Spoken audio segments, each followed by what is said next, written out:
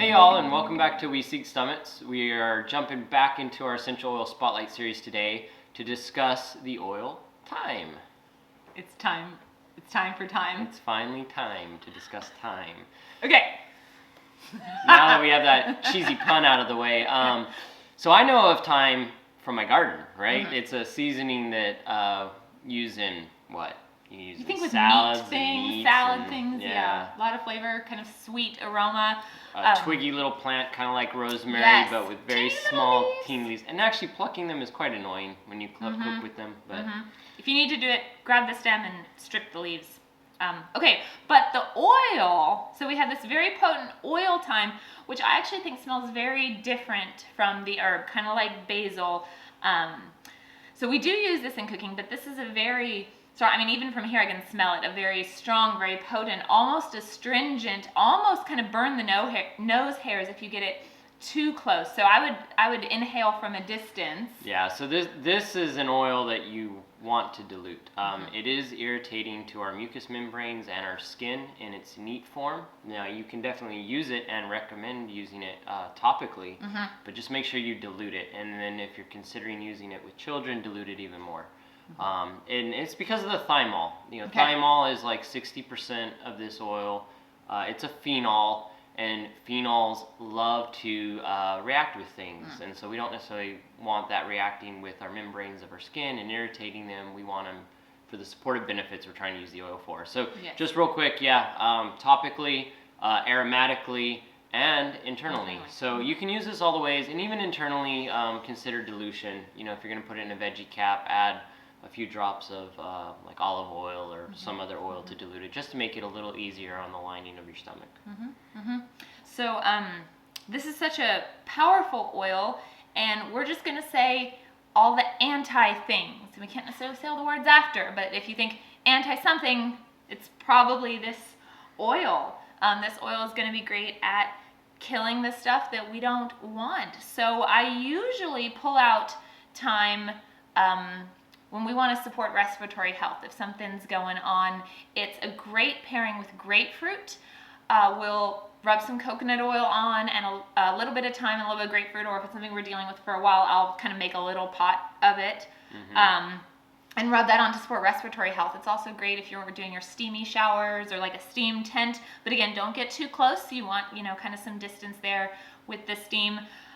Great for supporting the immune system. So you could either add it to like your junk or, rolling it a little bit on the feet, or a really easy way to get it is the DDR Prime blend, because this oil thyme is fabulous at fighting those nasty little free radicals and antioxidant and immune support. So it's already in DDR Prime. And so that's a great way to get a little bit of it daily without having like the woo of thyme by itself.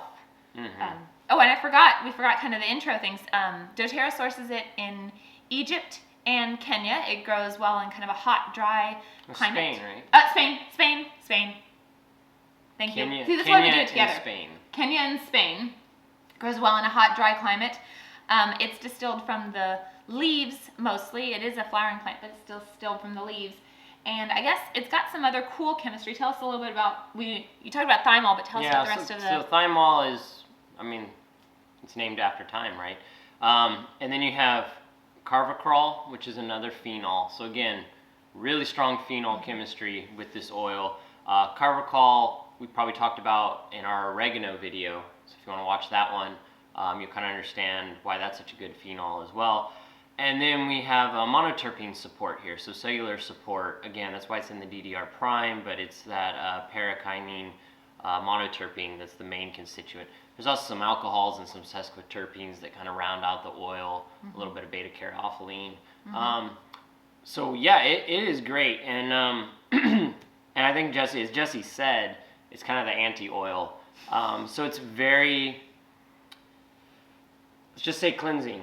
You can use it in sprays, like shower sprays to help you clean. Yeah, it'd be good for the stuff that kind of builds up in there, the gunk in there. You could make a cleansing spray to spray in there. I would do it like a spray and leave. Also, kind of cleaning with it, or like if you've got just stuff growing that you Yeah. find somewhere, thyme would be a great one. DIY that. deodorants. Yeah. Again, and think small amounts, because thyme, it's going to be in your kind of middle notes of your blend, and because it's so powerful, you'll want a little bit less of it in the blend. So use maybe like some other herbs to kind of balance that out, like rosemary or oregano. You could use, it goes well with lavender. I already mentioned it goes well with grapefruit or bergamot. And so you can kind of balance your blend that way if you're going to do something like a deodorant. Yeah. And also just good on the skin. Again, dilute. Yeah. But, you know, like I used to get these little red patches behind my knees when I would sit a lot. You can probably guess why they got red. A little diluted thyme would help support and clear that up pretty quickly. So it also, talking about the anti things, thyme would be a good one to use during the day for like a little bit of kind of a stimulation, you know, sort of a sluggish afternoon. It's also good at kind of calming things.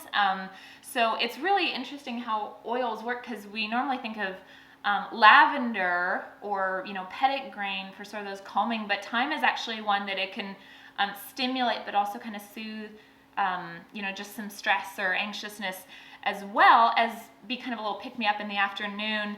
And so this is kind of cool. I'm always a little bit surprised at some of the blends that these oils are in. And we were looking, thyme is in the Forgive blend, and I was like, oh, that's interesting. I would have thought, you know, breathe or abode or something cleansing. Well, so thyme is the oil of releasing and forgiving. So if we're thinking cleansing to the body, cleansing to the air, it can also help cleanse emotions. It can help kind of open up some things you might have been holding for a while, like some deep things, you know, hate and bitterness and sort of a stagnation of feelings. Thyme can help you open and release those in a healthy way, we hope. We're all for, you know, releasing in healthy ways, right? And allowing forgiveness to happen to then work through relationships. yeah. So No, you that's don't pretty just, cool. So you don't just keep holding those, because that damages you, right? Like that's doing damage in there. So use thyme to kind of And I think through it's, I mean, it's an enjoyable aroma. I actually really like the aroma of Forgive, just not necessarily because I need to forgive at that moment, but it's just a very wonderful smelling oil. Yeah. It also is a repellent for insects, so you could use it straight, or it's in TerraShield. TerraShield, yeah, newly formulated TerraShield. Yeah. So again, I think it's that thymol. It's pretty strong. The bugs don't like it. They get away from it.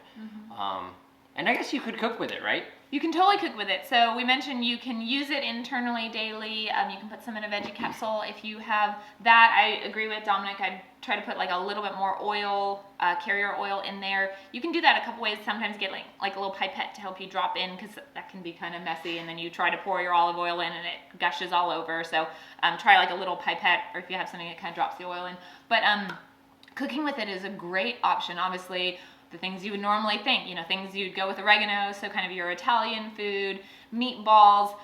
Some ways to do that, because of the potency of the thyme, is you can either stick a toothpick kind of just in the bottle and then swirl it in your recipe, or I like doing, like if I'm doing a big batch of meatballs or sauce or something, I'll pour a little olive oil in a separate bowl, drop 1 drop of the oil that I'm wanting. So like if do meatballs, I would do 1 drop of thyme, 1 drop of oregano, and 2 drops of rosemary. That way, if you get a little bit too much, you just don't have to pour all the olive oil into your recipe. I made that mistake once of dropping the bottle right into the meat, and then it just stays you can right tell. where that meat was. And so when you get that meatball, you get that thyme. Oregano-y and thymy.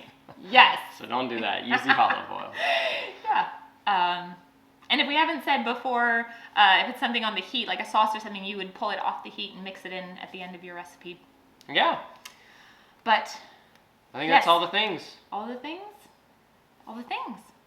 And then next time we get to go to another newish oil, right? Tulsi. Ooh. Which we haven't talked about, and will be a fun one. So we'll see you next time. But otherwise, please get in the comments and like and share this video if you found it educational. Thanks, y'all.